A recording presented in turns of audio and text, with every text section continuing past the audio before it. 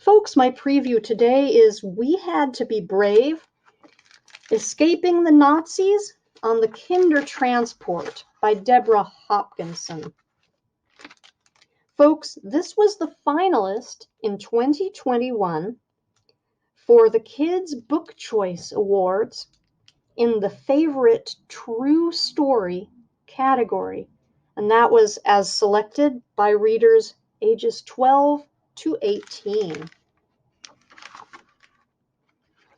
Imagine getting on a train and leaving your parents and your family behind.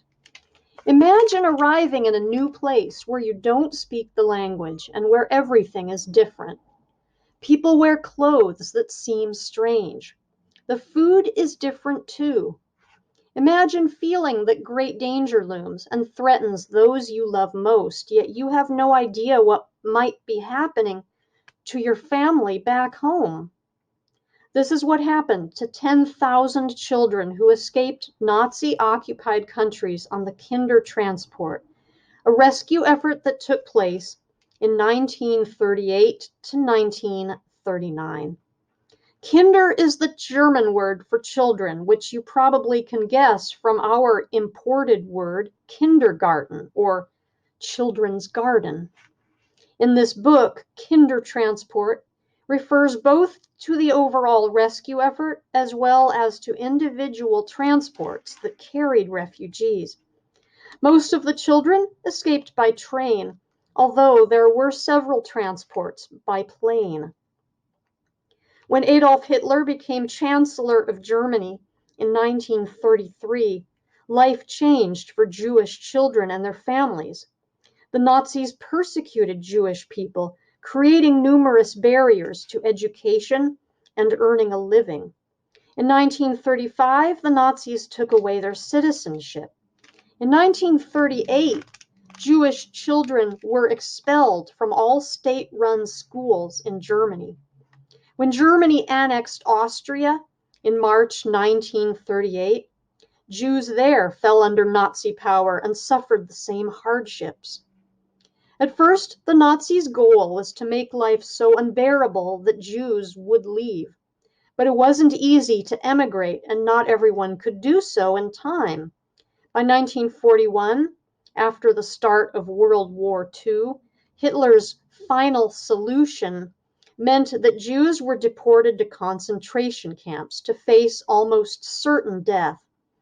6 million Jewish men, women, and children were murdered by the time the war ended in Europe in May 1945. Historians estimate about 1 million Jewish children were killed. The Nazis also targeted LGBTQ people, political prisoners, people with disabilities, and other non-Aryan minorities, such as those of Romani heritage. The Kindertransport effort spared 10,000 children, primarily from Germany and Austria, from this fate. While some Kindertransport survivors have passed away, others are now in their 80s or 90s. They are active and curious citizens of the world who greet each day as a gift. Today, many continue to educate others about the Holocaust and speak out about the plight of refugees in the 21st century.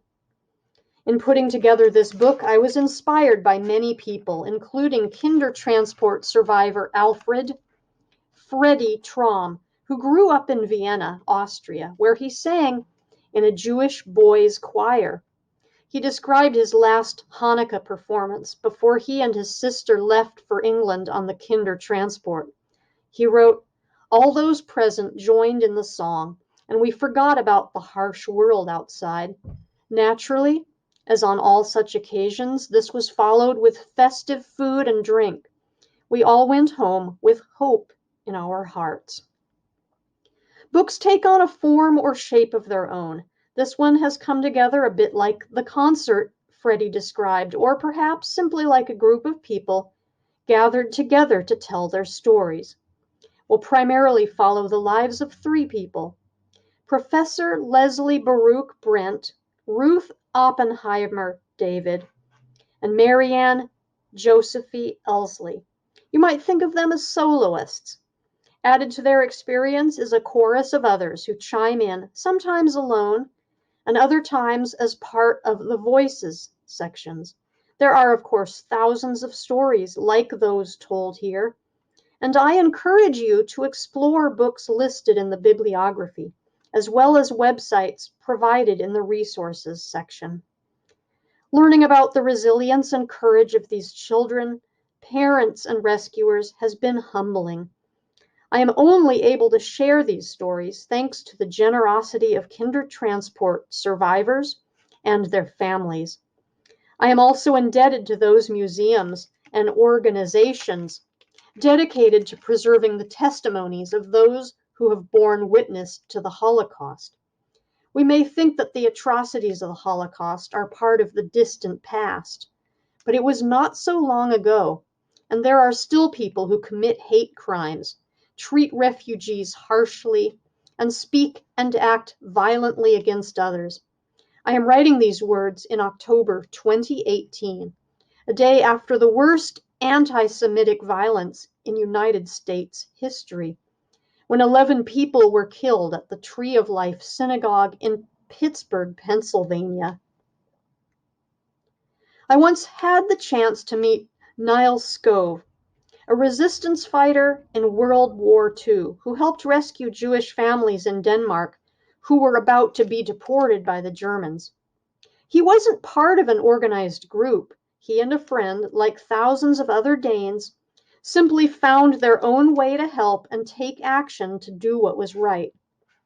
Niles has since passed away. He was 94 when we met. When I asked what advice he would give to young people today, Niles said, "Swim against the stream. Don't do what everyone else does."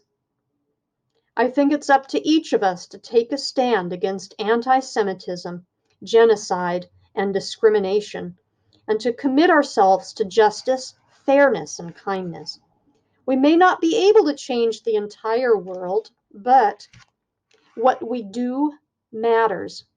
We can be brave and raise our voices to make sure others are not silenced, hurt, or bullied.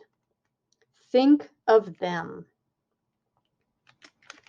And this has been a preview of We Had to Be Brave, Escaping the Nazis on the Kindertransport.